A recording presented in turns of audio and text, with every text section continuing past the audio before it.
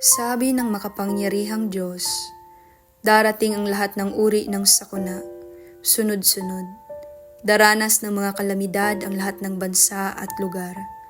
Ang salot, tagutom, baha, tagtuyot at mga lindol ay nasa lahat ng dako. Ang mga sakunang ito ay hindi lamang nangyayari sa isa o dalawang lugar, ni matatapos ang mga iyon sa loob ng isa o dalawang araw. Bagkus, kakalat ang mga iyon sa palawak ng palawak na lugar at titindi ng titindi. Sa loob ng panahong ito, lilitaw ng sunod-sunod ang lahat ng uri ng mga salot na insekto at mangyayari ang kababalaghan ng kanibalismo sa lahat ng dako. Ito ang aking paghatol sa lahat ng bansa at mga bayan.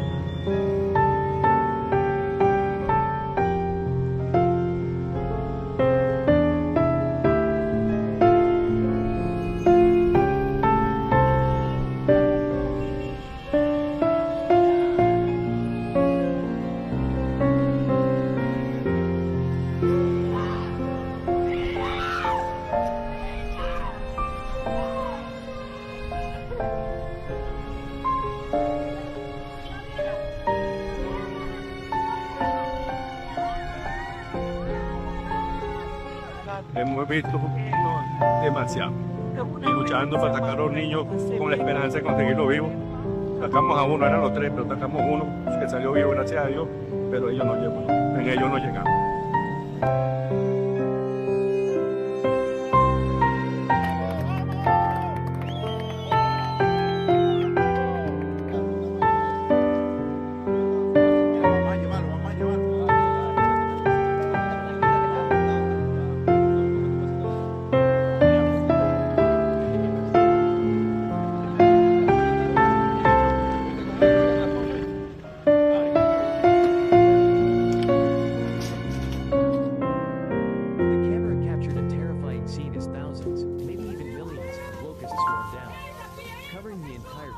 It looked like something straight out of an apocalyptic movie, leaving everyone who saw it completely shaken.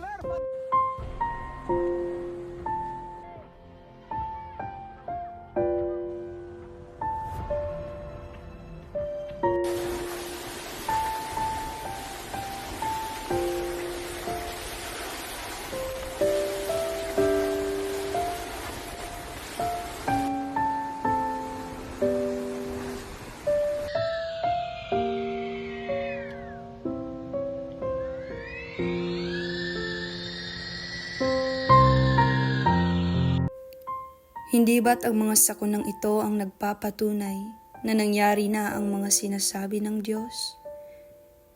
Nananatili pa rin bang manhid ang ating mga puso? Nananatili pa rin ba tayong bulag sa katotohanan?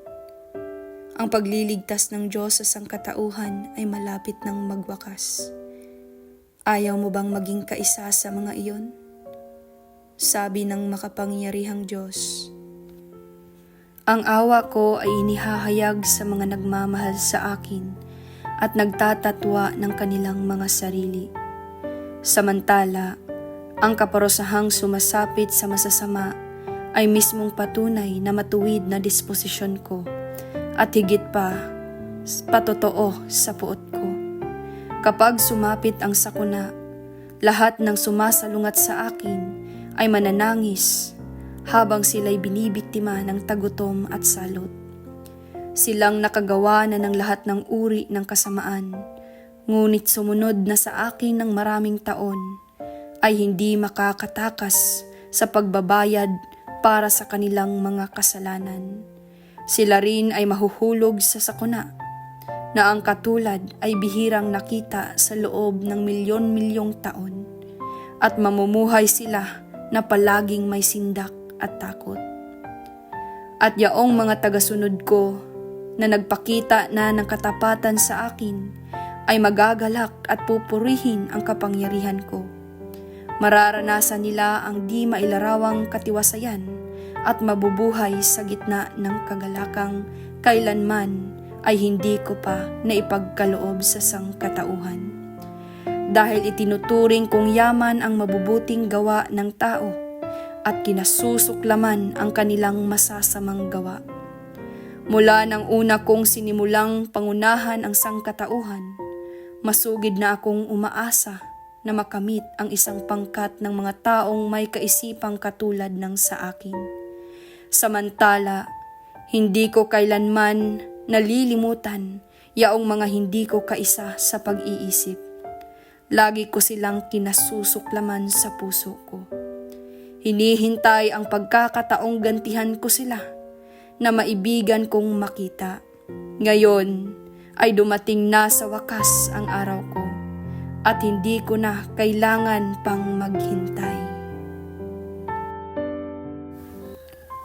Mula sa mga salita ng Diyos, malinaw na ang mga sakunang ito na naranasan natin ngayon ay paghatol sa ating mga tao.